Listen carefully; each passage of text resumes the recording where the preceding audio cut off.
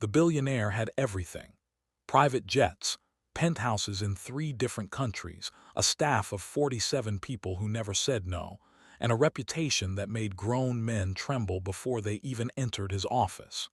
His name was Jackson Reid, and by the age of 42, he had built an empire worth $8 billion. But inside his $60 million estate in the Hamptons, behind the heated marble floors and the imported Italian furniture, there was one thing Jackson Reid could not buy, could not control, could not fix with any amount of money. His father, Henry Reid, was fading away, trapped inside a mind that no longer recognized the world around him. Late-stage dementia had stolen Henry's memories, his words, his ability to recognize his own son. And Jackson, for all his power, had no idea how to handle it. He had tried everything: round-the-clock nurses, neurologists flown in from Switzerland, experimental treatments that cost more than most people's homes. Nothing worked. The nurses quit within weeks, sometimes days. They couldn't handle Henry's outbursts, his confusion, the way he would wander the halls at 3 in the morning calling out for a wife who had been dead for 15 years. Jackson had watched 17 caregivers walk out of his mansion in the last 2 years alone. Each departure left him more frustrated, more helpless, more aware that his billions meant nothing in the face of his father's condition. The mansion itself was a monument to control. Every surface gleamed. Every clock ran exactly on time. The landscaping was so precise that from the air, the garden looked like a work of art. Jackson had built his life on order, on discipline, on the absolute certainty that if he threw enough resources at a problem, that problem would eventually surrender. But Henry Reid did not surrender. He sat in his wheelchair by the eastern window, staring at nothing, occasionally humming a tune from his childhood that no one else recognized. The staff kept their distance. The nurses came and went, and Jackson stood in his home office, surrounded by screens displaying stock tickers and security camera feeds, feeling like a failure for the first time in his adult life. Before we go any further, let me ask you something. Have you ever watched someone you love disappear right in front of you, piece by piece, until there's almost nothing left? If you have, you already understand what was eating Jackson Reid alive. If you haven't, just wait. Life has a way of teaching this lesson to everyone eventually.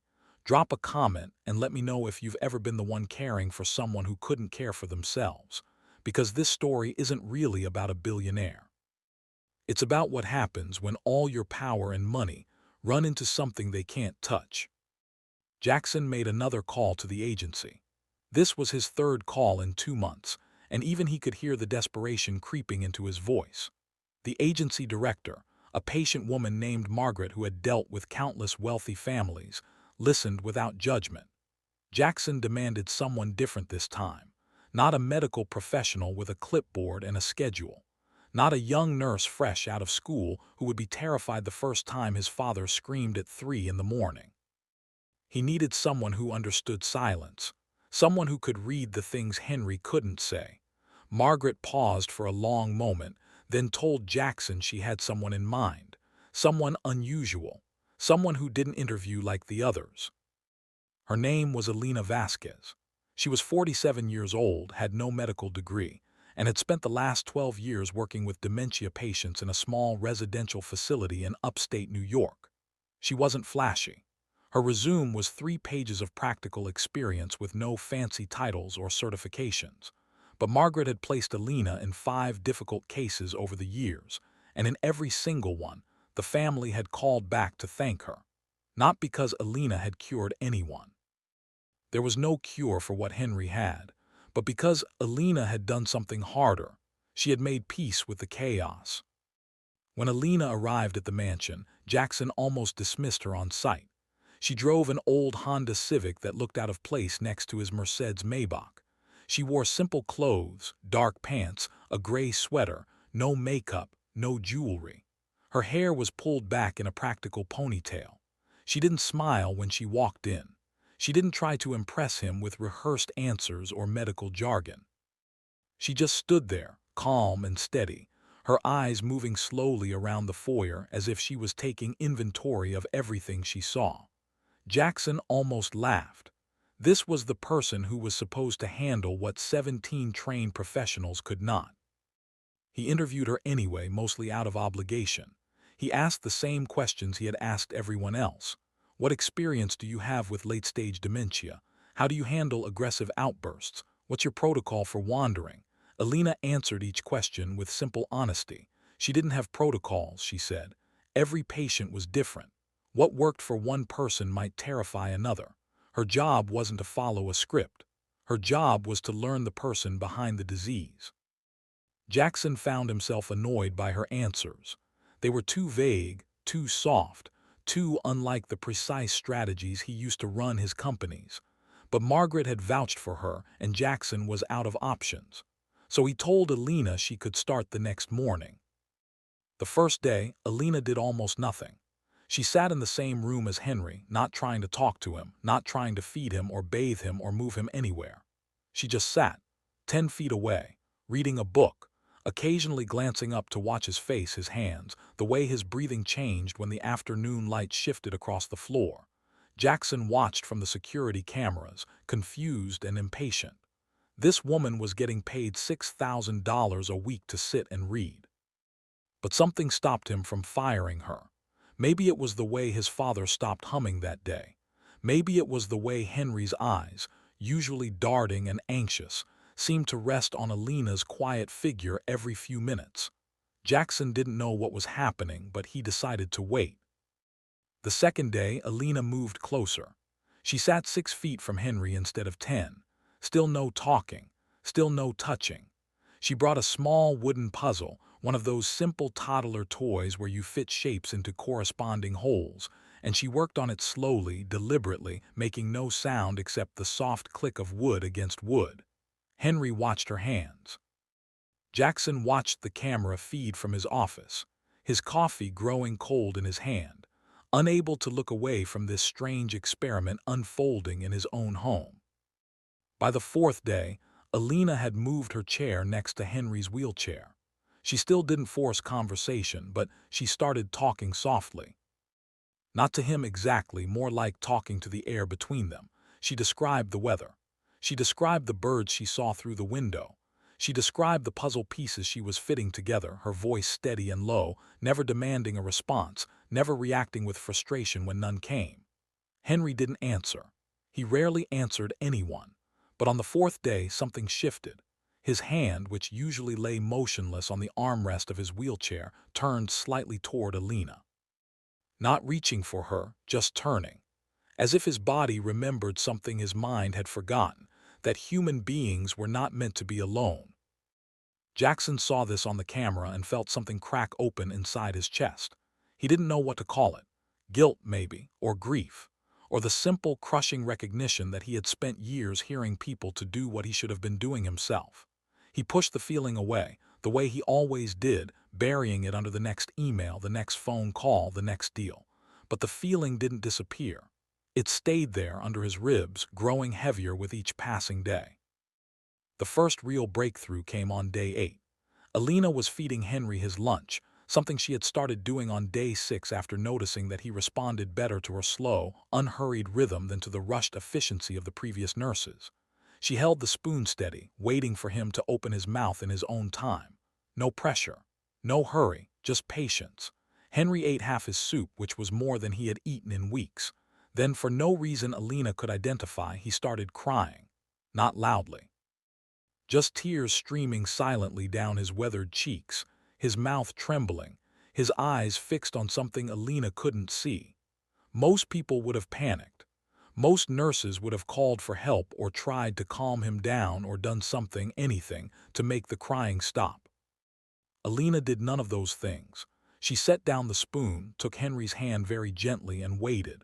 She didn't tell him everything was okay because clearly in that moment nothing was okay.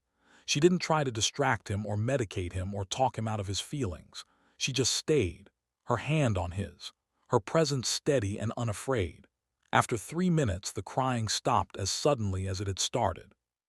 Henry looked at Elena, really looked at her, and for just a second, Jackson could have sworn he saw recognition in his father's eyes. Not of who Elena was. That was too much to hope for. but recognition that this person was safe, that this person would not run away when things got hard. Jackson watched this from the security camera in his office, and for the first time in years he cried. He cried silently, sitting in his leather chair, surrounded by screens displaying the empire he had built, and he had no idea why. Except he did know why. He knew exactly why. His father had been crying alone for years, and Jackson had been too busy, too frustrated, too afraid to sit beside him. Elena had done in 8 days what Jackson had failed to do in 8 years. She had shown up. Not as a medical professional with a treatment plan, just as a human being refusing to leave another human being alone in his pain. The weeks that followed changed everything inside the mansion. Not dramatically, not with any single moment of Hollywood magic where Henry suddenly remembered his son's name or spoke a full sentence. The changes were smaller than that, quieter, the kind of changes you might miss if you weren't paying close attention. Henry started eating more. He started sleeping through the night instead of wandering the halls at 3 a.m. He stopped screaming at the staff when they entered his room. None of this was a cure. There was no cure, but Henry was suffering less, and that, Elena explained to Jackson one afternoon, was the only goal that mattered. Jackson found himself lingering near his father's wing of the mansion more and more often. He told himself he was just checking on Elena's work, making sure his money was being well spent. But that was a lie, and he knew it. He was drawn to something he couldn't name. Something about the way Elena moved through his father's world without trying to conquer it, without trying to fix it, without trying to make it something it wasn't. She didn't fight the dementia. She worked around it. She found the small islands of Henry that remained, the little habits and preferences that the disease hadn't yet destroyed, and she built her care around those. She learned that Henry liked his soup warm, not hot, that he relaxed when she hummed old folk songs, that he hated having his left hand touched but would sometimes reach out with his right. Jackson had never learned any of these things. He had thrown money at the problem and expected it to solve itself. He had hired experts and then blamed them when they failed. But he had never sat beside his father and paid attention. Not really. Not the way Elena did. One afternoon, Jackson found himself standing in the doorway of his father's room, watching Elena trim Henry's hair. She worked slowly, carefully, watching his face for any sign of distress. She talked to him in that soft, steady voice, describing each step before she did it. "I'm going to trim the left side now, Henry. Nice and easy. You let me know if you want me to stop." Henry sat perfectly still, his eyes half closed, his body relaxed in a way Jackson had never seen. When Elena finished, she brushed the hair clippings from his shoulders and smiled at him, not a forced professional smile, but something real, something warm. Henry didn't smile back, but his hand, that same hand that had turned toward her on day 4, lifted slightly off the armrest. Elena took it, just held it for a moment, then went back to cleaning up. Jackson cleared his throat. Elena looked up, unsurprised, as if she had known he was standing there the whole time. He wanted to say something profound, something that would capture what he was feeling, but the words wouldn't come. So he just nodded at her, nodded at his father, and walked away. But he didn't go back to his office. He went to the kitchen, made a cup of tea the way his father used to like it, and brought it back to Henry's room. He set it on the table beside the wheelchair. Elena moved aside without being asked, giving him space. Jackson sat down in the chair she had been using, close to his father but not too close, and he didn't say anything. He just sat there, like Elena had taught him, just present, just staying. Henry didn't acknowledge him, didn't look at him, didn't speak. But he also didn't pull away when Jackson gently adjusted the blanket over his knees. He didn't scream or cry or try to hit. He just sat there, breathing, existing, while his son sat beside him in silence. It was the longest Jackson had been in the same room with his father without looking at his phone or checking his watch in over a decade. 20 minutes passed. Then 40. Jackson missed 2 conference calls. He didn't care. The next day, Jackson did something even more surprising. He asked Elena if he could help with his father's morning routine. Elena looked at him for a long moment, evaluating something Jackson couldn't see, then nodded. She showed him how to approach Henry from the front so he wouldn't be startled, how to speak in a low, calm voice without expecting an answer, how to let Henry set the pace for everything: eating, dressing, moving from bed to wheelchair. Jackson was terrible at first. He was too fast, too impatient, too used to giving orders instead of waiting for responses that might never come. Elena corrected him gently, not criticizing, just redirecting. "Slower, Jackson. Let him finish. Don't pull his arm like that. Wait for him to reach for you." Jackson wanted to argue, wanted to say that he didn't have time for this, that he was the CEO of a billion-dollar company, that he couldn't spend his mornings learning how to dress an old man who didn't even know who he was. But he didn't say any of that because he knew it was all excuses. The truth was simpler and uglier. He had been hiding behind his work for years, using his business as a shield against the pain of watching his father disappear. Elena had no such shield. She showed up every day, did the hard, slow, heartbreaking work of caring for someone who could never thank her, and then she went home to her small apartment and her quiet life and asked for nothing more than her paycheck. Jackson had $8 billion, and he had been too afraid to sit beside his own father. The turning point came on a Tuesday, 3 months after Elena started. Jackson had taken a rare day off, no meetings, no calls, nothing but time. He found Elena in the garden with Henry, pushing his wheelchair slowly along the stone paths, stopping every few feet so he could look at the flowers. It was a perfect autumn afternoon, cool enough for jackets, the leaves just starting to turn. Jackson walked up beside them and without asking took over pushing the wheelchair. Elena fell into step next to him, and for a while none of them spoke. Just the sound of wheels on stone, birds in the trees, the soft rustle of wind through the leaves. Then Henry spoke. Not a word exactly, more like a sound. A hum that turned into something almost like a melody. Elena smiled. She recognized it immediately. It was an old folk song, the kind of thing Henry might have heard as a child growing up in rural Vermont. Jackson didn't recognize it. He had never asked about his father's childhood, never sat through the old stories, never cared about the person his father had been before the dementia started taking everything. Elena started humming along with Henry, matching his melody, and together they made a strange, beautiful sound, two voices finding each other across the wreckage of a broken mind. Jackson stopped walking. He stood there behind his father's wheelchair, tears streaming down his face, and he understood something he had been avoiding for years. He hadn't lost his father to dementia. He had lost him long before that to his own ambition, his own impatience, his own fear of anything he couldn't control. The dementia was just the final chapter of a story that had been ending for a long time. But maybe, just maybe, Elena was showing him that it wasn't too late to write a different ending. Not a cure, not a miracle, just presence, just staying, just being there even when there was nothing to gain and no one to impress. That night Jackson sat alone in his office and wrote a letter to his father. Not a letter Henry could read, his reading ability was long gone. A letter Jackson needed to write for himself. He wrote about the business trips he had chosen over family dinners, the phone calls he had ignored, the birthdays he had missed, the way he had slowly, quietly, replaced his father with a checkbook and a roster of hired strangers. He wrote until his hand cramped, until the paper was smeared with tears and ink, until he had said everything he had been too afraid to say for 20 years. Then he folded the letter, put it in an envelope, and placed it in his desk drawer. He didn't show it to anyone. He didn't need to. The act of writing it had already changed something inside him. The next morning, Jackson did something he had never done before. He canceled all his meetings for the week. His assistant thought he was having a medical emergency. His board of directors thought he had lost his mind. His competitors probably celebrated, assuming the great Jackson Reid was finally cracking under the pressure. But Jackson didn't care. He spent that week doing exactly what Elena had been doing for months.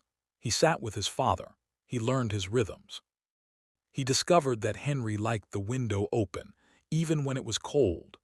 That he would sometimes tap his fingers when Elena played certain songs on her phone. That he smiled, just barely, when Jackson held his right hand in a certain way. None of this was dramatic. None of it would make a good movie trailer, but it was real. It was the realest thing Jackson had done in years, and on the 5th day of that week, something happened that he would remember for the rest of his life. He was sitting beside his father, holding his hand, not talking, just being there. Elena was across the room, reorganizing Henry's closet, giving them space. Without warning, Henry turned his head, looked directly at Jackson, and said one word. One word clear as a bell, the first recognizable word he had spoken in months. Son. Jackson froze. His heart stopped, then started again twice as fast. He looked at Elena, who had turned around at the sound of Henry's voice. She had tears in her eyes, the first time Jackson had ever seen her cry. She nodded at him just once, as if to say, you see what happens when you don't give up. Henry didn't speak again that day. Maybe he never would again. But he had said that one word, son. And Jackson knew with absolute certainty that his father was still in there somewhere. Buried under years of disease and decay, but still there. Still reaching for him. Still trying to connect. The following months brought more small miracles. Henry never fully recovered, that was never going to happen. But he started responding more consistently, making eye contact more often, even reaching for Jackson's hand without being prompted. Elena continued her quiet work, never seeking credit, never acting like she had done anything special. But Jackson knew. He knew that without her, he would still be hiding in his office, throwing money at a problem that couldn't be bought. He knew that she had taught him something no business school could teach. That power without presence was meaningless. That wealth without connection was just expensive loneliness. He tried to give her a bonus once, $100,000 on top of her regular pay. Elena refused it, not dramatically, not to make a point, just calmly, the same way she did everything. She told Jackson that she was already paid fairly for her work and that extra money wouldn't change how she cared for Henry. Jackson was stunned. He had never met anyone who turned down money. In his world, everyone had a price, but Elena wasn't from his world. She was from a different world entirely, a world where people cared for each other not because they were paid to, but because that was simply what people did. Eventually, Elena did accept something from Jackson, not money, a photograph. It was a picture she had taken on her phone of Henry in the garden, his face turned toward the sun, his eyes calm and peaceful. Jackson had it printed and framed for her, a small thank you for everything she had given them. Elena hung it in her apartment, next to pictures of her own parents, both of whom had died of dementia-related illnesses years before.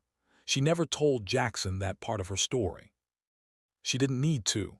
He figured it out eventually, the way people figure out things that matter, by paying attention. 2 years after Elena started working for the Reid family, Henry Reid died. Not suddenly, not traumatically. His body simply finished its long, slow decline, and one morning he didn't wake up. Elena was there when it happened. So was Jackson. They were both holding his hands, one on each side, when his breathing stopped. Jackson cried like a child, great heaving sobs that shook his whole body.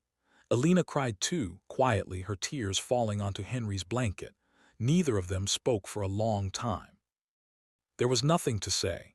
Henry was gone, but he had not died alone. He had not died surrounded by strangers who didn't understand him. He had died with 2 people holding his hands, 2 people who had learned to love him exactly as he was, broken mind and all. The funeral was small, the way Henry would have wanted. Jackson didn't invite his business associates or the media or any of the people who had filled his father's life with noise and distraction. He invited Elena. He invited the few relatives who had stayed in touch over the years. And he invited himself, finally ready to say goodbye not to the idea of his father, but to the real man, the one Elena had helped him find again in the final years of his life. After the funeral, Jackson sat down with Elena in his home office, the same office where he had once watched her on security cameras, confused by her methods, certain she would fail. He told her that she had changed his life, that he had spent his whole career learning how to take, how to win, how to accumulate, but she had taught him how to give, how to stay, how to be present for someone who couldn't give anything back. Elena listened quietly, then said something Jackson would never forget. She said that caring for Henry had been her honor, that she had learned as much from him as he had from her. That every person, no matter how broken, deserved to be seen, really seen, by someone who wasn't afraid to look. Jackson offered Elena a job running a new foundation he was starting, a nonprofit dedicated to dementia care and caregiver support. He offered her complete autonomy, a generous budget, and the freedom to build something meaningful from the ground up. Elena thought about it for 3 weeks, then accepted. The foundation was named after Henry Reid. Its mission was simple: to ensure that no one with dementia died alone and forgotten, surrounded by strangers who didn't understand them. Elena ran it with the same quiet determination she had brought to Henry's room every morning. She hired caregivers who had failed out of other agencies, the ones who cared too much, the ones who got too attached, the ones who cried when their patients died. She trained them the way she had trained Jackson, not with protocols and procedures, but with patience, with presence, with the simple belief that every human being deserved to be treated with dignity until their very last breath. Jackson, meanwhile, changed his own life in ways he had never anticipated. He sold one of his companies, reduced his workload by half, and started spending his free time volunteering at the foundation's residential facility. He learned to feed patients who could no longer feed themselves, to sit with people who could no longer speak, to hold the hands of the dying the way Elena had held his father's hand, the way he wished he had done sooner. It was hard. Harder than any business deal he had ever made. But it was also the most meaningful work he had ever done. He thought often about the things his father had taught him, not in words but in silence. Henry had been a quiet man even before the dementia, a farmer's son who had never learned to express his feelings easily. Jackson had mistaken that quietness for distance, for indifference, for a lack of love. But Elena had shown him the truth. That silence wasn't emptiness. That stillness wasn't coldness. That sometimes the people who said the least felt the most, and they were just waiting, hopping for someone patient enough to stay. Now here's where I want to pause and ask you something personal. Is there someone in your life right now who needs you to just show up, not to fix them, not to solve their problems, just to be there, sitting beside them, holding space for whatever they're going through? Maybe it's an aging parent who doesn't recognize you anymore. Maybe it's a friend going through a divorce. Maybe it's a child who can't articulate what's hurting them. You don't need a medical degree. You don't need a perfect script. You just need to stay, to not walk away when things get uncomfortable. That's what Elena taught Jackson Reid, a man who had everything except the one thing that actually matters: presence. If this story moved you, if it made you think about the people in your own life who need your presence more than your presence, then share it with someone who needs to hear it. Because here's the thing about stories. They don't just entertain us. They remind us of what we already know but keep forgetting. That money is loud but love is quiet. That control is an illusion but connection is real. That the greatest thing you can give someone isn't your wallet. It's your attention, your patience, your stubborn refusal to leave when staying gets hard. Before you go, let me leave you with a question. What would change in your life if you stopped trying to fix the people you love and started just being with them instead? Think about that. Really think about it. And while you're thinking, hit that subscribe button if you want more stories like this one.